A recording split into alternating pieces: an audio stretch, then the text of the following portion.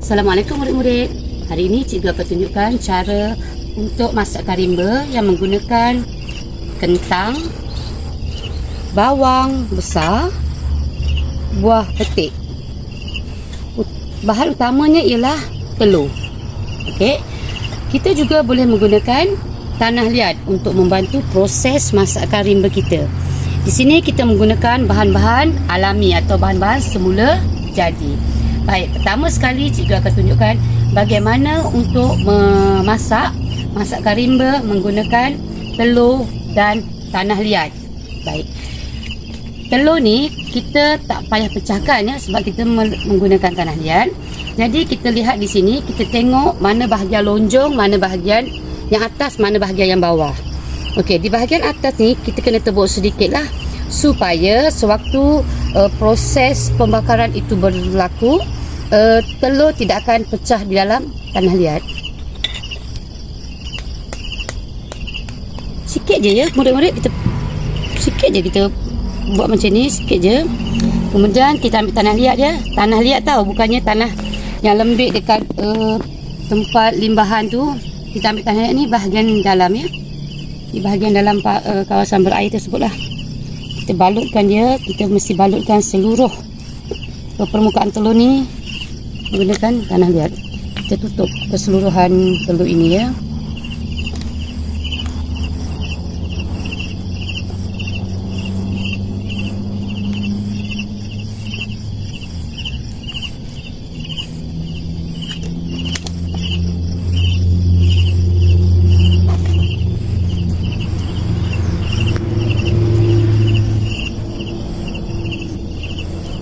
Pastikan kita tahu ya di mana kawasan yang kita dah tebuk tadi supaya kita boleh letak di bahagian atas bara tu nanti.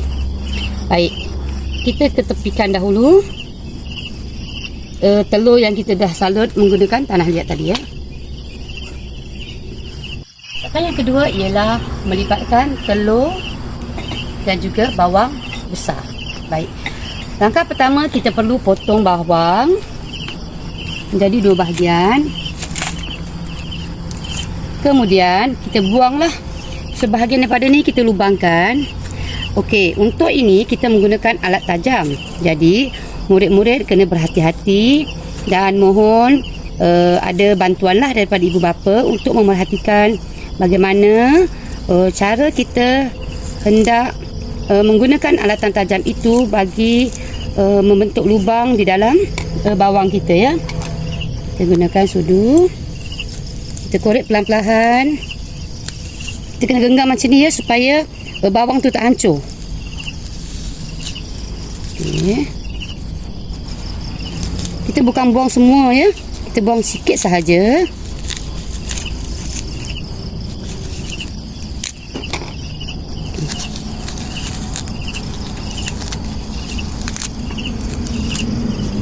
Sebab di dalam hutan kita kadang-kadang kita manalah ada periuk belanga, kadang kita tak jangka ya, benda yang kita tak jangka.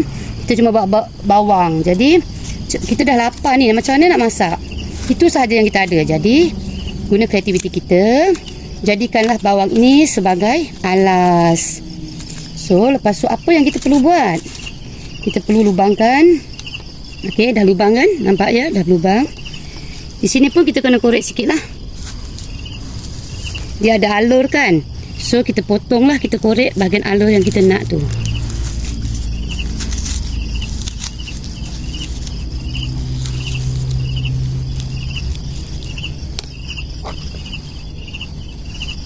Berhati-hati ya masa guna alatan tajam supaya tangan tidak terluka.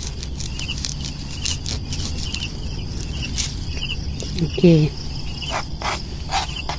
kita dah ada begini. Ini untuk bahagian penutup ya, untuk bahagian penutup.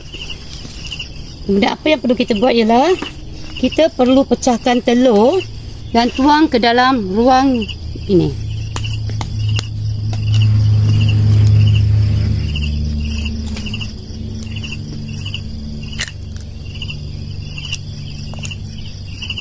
Okey, nampak ya murid-murid?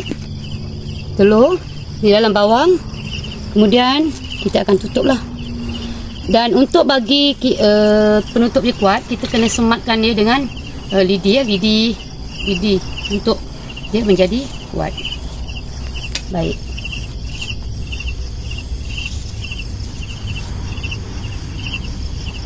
Okey, kita ambil lidi, kita akan sematkan lah dekat kanan kiri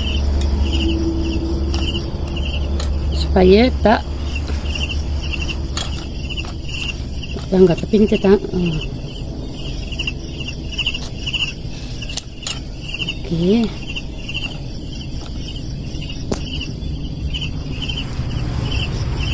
Kita tidak boleh galakkan menggunakan jarum ya, sebab jarum tu bahaya ya, sebab nanti kita nak makan. Jadi kalau kita gunakan jarum, dia sangat bahayalah. Okey, bila dah siap semat, kita letak daun dekat tepi.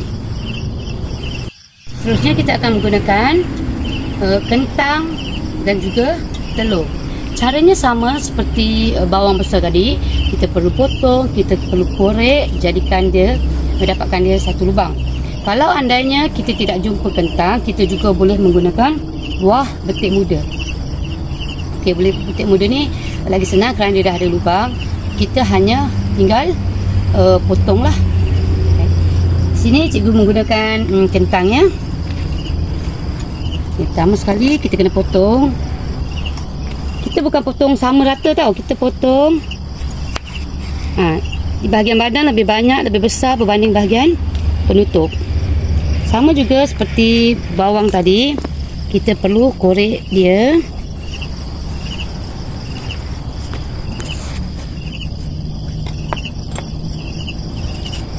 Kita korek perlahan-lahan supaya kentang ni tak terlalu nipis ya. Kalau nipis sangat nanti takut dia terbakar.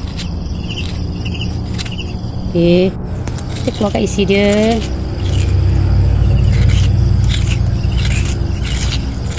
Kenapa kita gunakan kentang? Sebab apabila telur tu masak nanti, kita juga boleh makan ya dengan kentang ni sekali. Begitu juga dengan bawang. Maknanya alas untuk kita masak telur tu perlulah bahan yang tidak beracun. Sebab kita akan makan lah dia punya kentang ni sekali. Kalau beracun nanti dia akan meresap dekat telur, dah jadi benda lain. Okey, dah lubang ya. Dan serupa juga ini pun kita tebuk ya bahagian muka kentang. Penutupnya pun kita perlu tebuk perlahan-lahan. Jangan sampai tebuk habis lah. Just kita buat lubang ya. Okey, selesai kan? Okey. Serupa juga macam tadi, kita akan pecahkan telur. Kita akan masukkan ke dalam kentang.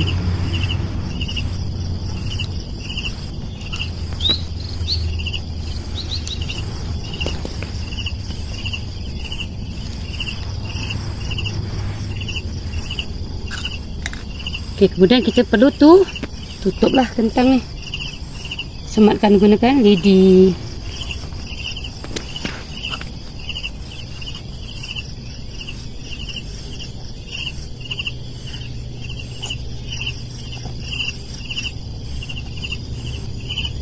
Supaya dia tidak tertanggal. Baik. Kita akan mula memasang bara api. Jom. Kita pasang bara api. Okey, ini cara memasang bara api. Kita boleh gunakan kertas telur ni untuk jadikan api permulaan.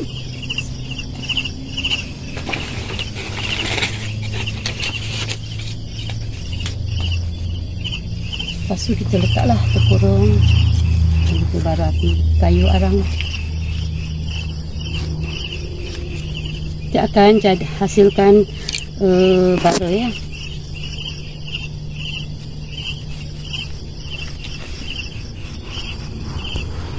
Jika dalam hutan kita tidak akan jumpa kertas telur ni, so kita akan menggunakan ranting-ranting dan juga rumput-rumput yang kering. Kita juga boleh masukkan dalam keadaan api sedikit begini ataupun tunggu dia telah menjadi bara. Di sini cikgu akan letakkan telur. Kena berhati-hati ya, sebab api ni bahaya, boleh membuatkan kulit kita melecok. Jadi tolong lakukan aktiviti ini dengan pengawasan orang dewasa.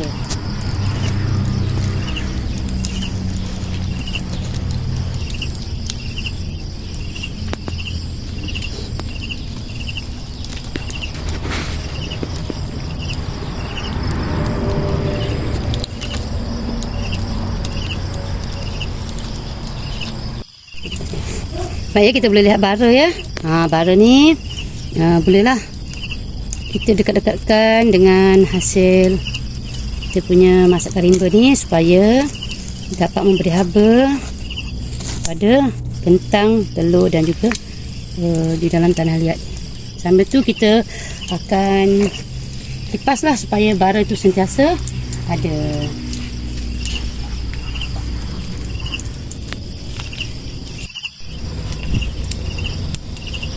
Tak mengapa ya jika ada api, sebab kita akan kawal dengan sentiasa mengipas api tersebut supaya dia dapat menyerakkan bara itu ke bahagian-bahagian yang tidak terbakar lagi ya, bahagian-bahagian kayu yang tidak terbakar lagi.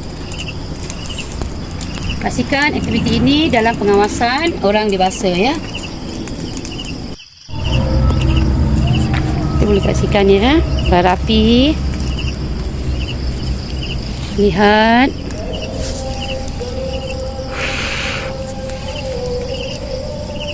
Bawang telah berubah rupa, begitu juga kentang, ada bahagian yang hangus.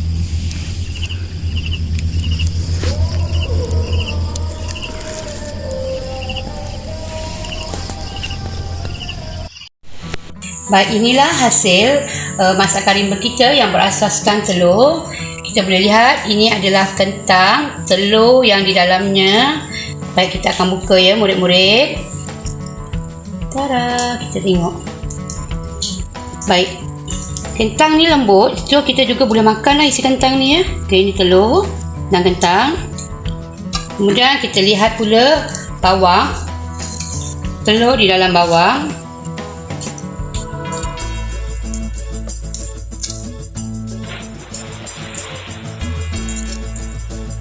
Beginilah hasilnya ya, telur di dalam bawang. Dan akhir sekali ialah telur di dalam tanah liat. Kita kena keluarkanlah tanah liat ni ya dulu murid-murid. Panas ya, jadi kena berhati-hati ya. Pengawasan orang dewasa juga masih diperlukan di sini kerana bahan ini, telur ini dan tanah liat ini masih panas kerana tanah liat masih memerangkap haba sebab kita baru keluarkan daripada bara api tadi ya. Aroma bau bawang dengan telur ni sangat sedap.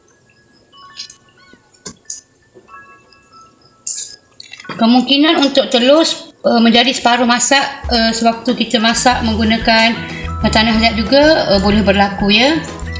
Kerana di sini cikgu menggunakan kaedah telur itu di atas bara api, bukan di dalam tanah ya untuk ini. Baik, kita akan pecahkan sedikit lah telur ini ya.